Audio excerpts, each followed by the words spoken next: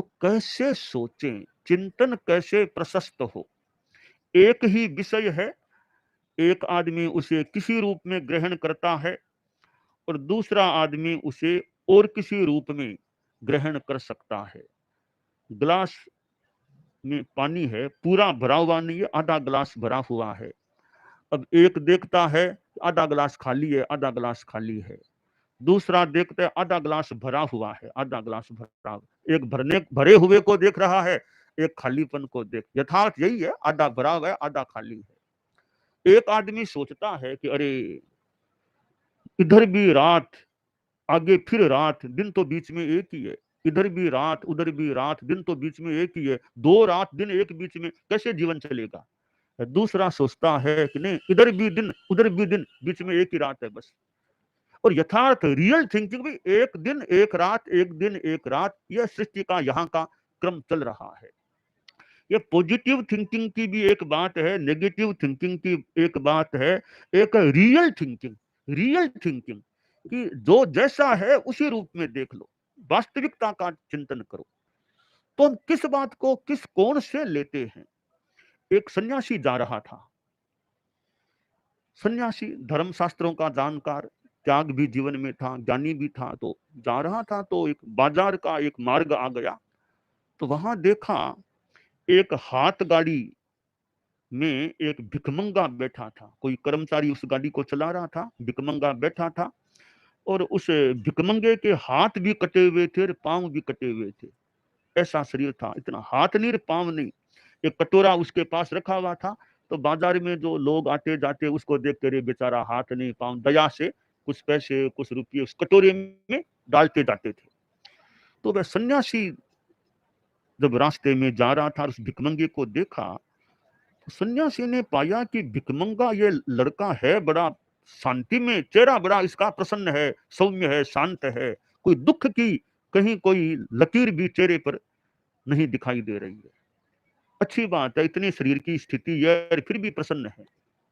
तो सन्यासी ने पूछा कि अरे तुम्हारे हाथ नहीं पांव नहीं, फिर भी तुम्हारे चेहरे पर कोई शोक दुख निराशा ऐसा कुछ नहीं दिखता, तुम शांत प्रसन्न दिख रहे हो, इसका क्या कारण है। अब थिंकिंग की बात है। तो वह भिकमंगा जो लड़का था वह बोला, बाबा जी आप लोगों से सुना है, कुछ जाना भी है, कुछ पढ़ा भी है कि देखिए बाबा जी, मैं दुखी तो क्यों बनूं।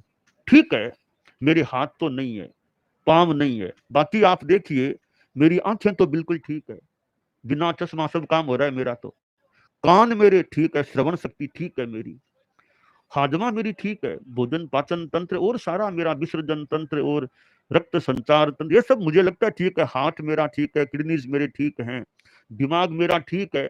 अच्छे पढ़ाई, थोड़ी पढ़ाई भी की हुई है। और आराम से कैसेट से मैं भाषण, बड़े लोगों के संतों के और के भाषण सुन लेता हूँ। किताब भी कोई सामने ऐसे रख दे तो मैं किताब भी ऐसे पढ़ लेता हूँ।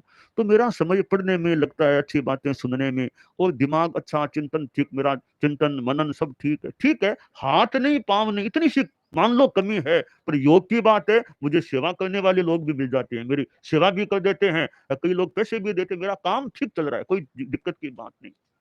अब थोड़ी सी ये कमी है तो मैं सोचता हूं पिछले जन्मों में कोई मैंने पाप किया होगा, कोई ऐसा गलत काम किया होगा कि मेरे हाथ पांव नहीं रहे। तो कोई बात नहीं, वो जो पाप किए होंगे उनका भुगतान हो रहा है, मेरा तो कर्जा कम हो रहा है बाबा, कर्जा मेरा चुकता हो रहा है। तो बाबा देखिए, कोई आदमी कर्जा लिया हुआ है, उसका कर्जा जो जो कम हो तो खुशी की बात है ना, मेरा कर्जा कम हो रहा है। तो मैं सोच रहा हूँ मेरे पाप का कर्जा दिन दिन कम होता जा रहा है, एक दिन सारा कर्जा मेरा इस जन्म में चुकता हो जाए, ये आशा करता हूँ, या कई जन्मों में चुकता हो जाए।